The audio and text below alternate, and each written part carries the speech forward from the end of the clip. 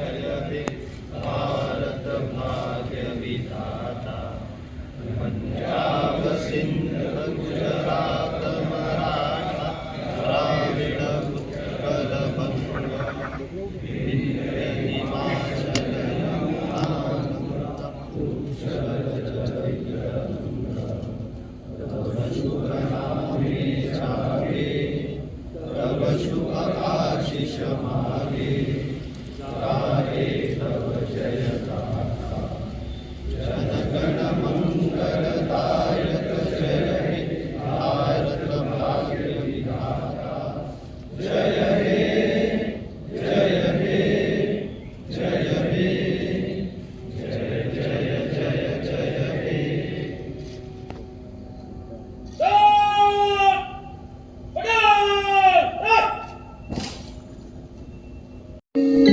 वन्दे मातरम्, वन्दे मातरम्।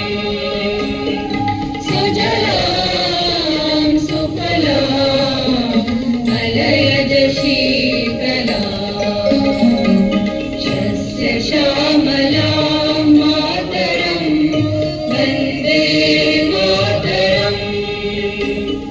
शुभ्रज्योत्स्नां पुलकितयामिनी, पुल्लकुसुमिता द्रुमदलशोभिनी,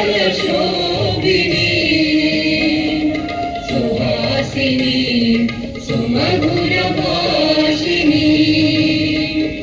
सुखदां वरदां मातरं वन्दे मातरम्। कोटि कोटि कंठ कल कल निनाद करले, कोटि कोटि भुजै धृत कर करवाले, अबला के नुमायत बोले, बहुबलधारिणी नमामि तारिणी, विपुदलवारिणी मातरं वन्दे मातरम्। तुम्ही विद्या तुम्ही धर्म, तुम्ही रिधी तुम्ही मर्म, त्वं हि प्राणाः शरीरे, बहुते तुम्ही मा शक्ति, हृदये तुम्ही मा भक्ति। तुम्हारी प्रतिमा गढ़ी मंदिरे मंदिरे, वन्दे मातरम्। त्वं हि दुर्गा दश प्रहरणधारिणी,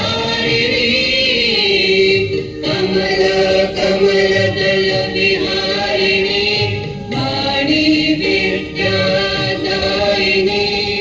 नमामि त्वां नमामि कमलाम् अमलाम् अतुलाम् सुजलां सुफलां मातरम् वन्दे मातरम्।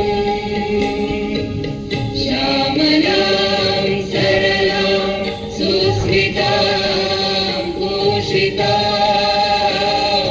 धरणीं धरणीं मातरं वन्दे मातरम् वन्दे मातरम्। भारत माता की, भारत माता की, वंदे वंदे। स्वस्थ। माननीय संघचालक गण, उपस्थित सभी पुलिस और सुरक्षा बलों के जवान, नागरिक सज्जन, माता भगिनी, स्वतंत्रता दिवस हम सबके लिए गौरव का और उत्सव का विषय है। 1857 से गिनेंगे तो लगातार 90 साल अनेक प्रकार का त्याग बलिदान देकर हमारे पूर्वजों ने हमारे लिए स्वातंत्र्य की प्राप्ति हमको करा दी। उस त्याग और बलिदान का गौरव हमारे मन में है और उसको एक सफल सांगता मिली, इसका आनंद हमारे मन में है। लेकिन उसके साथ और एक भान चाहिए कि इतना परिश्रम करके, इतना त्याग बलिदान देकर ये जो स्वतंत्रता हमको मिली है, उस स्वतंत्रता को कायम रखना। और जैसा सावरकर जी ने कहा कि जे जे उत्तम उदात्त उन्नत महन मधुर तेते स्वतंत्रते भगवती सर्वतव सहचारी होती।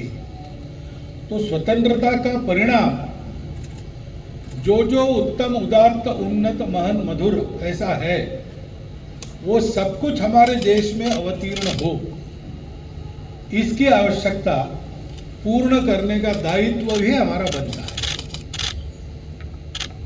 हम अपने तिरंगे ध्वज का ध्वजोत्तोलन करते हैं, उसके रंगों को देखेंगे तो हमको यही संदेश मिलता है। जो केसरिया रंग है वो कर्मशीलता का, ज्ञान का और त्याग का प्रतीक है। जिस प्रकार के परिश्रम से एखादे राष्ट्र को स्वतंत्रता मिलती है और स्वतंत्रता के बाद स्वतंत्र होकर वो वैभव संपन्न सुरक्षित बनता है, उस त्याग और बलिदान के आवश्यकता की याद करा देने वाला ये केसरिया रंग है। ऐसा करने से, उस प्रकार का जीवन में त्याग, बलिदान, कर्मशीलता, ज्ञान ये सब रहने से समाज में शांति रहती है और चित्त निर्मल बनते हैं। निर्मलता का सफेद रंग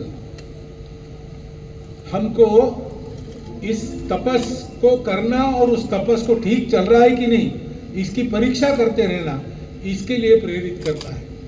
और इन सब का परिणाम समृद्धि, उसका ये जो तीसरा हरा रंग है वो हमको मिलता है।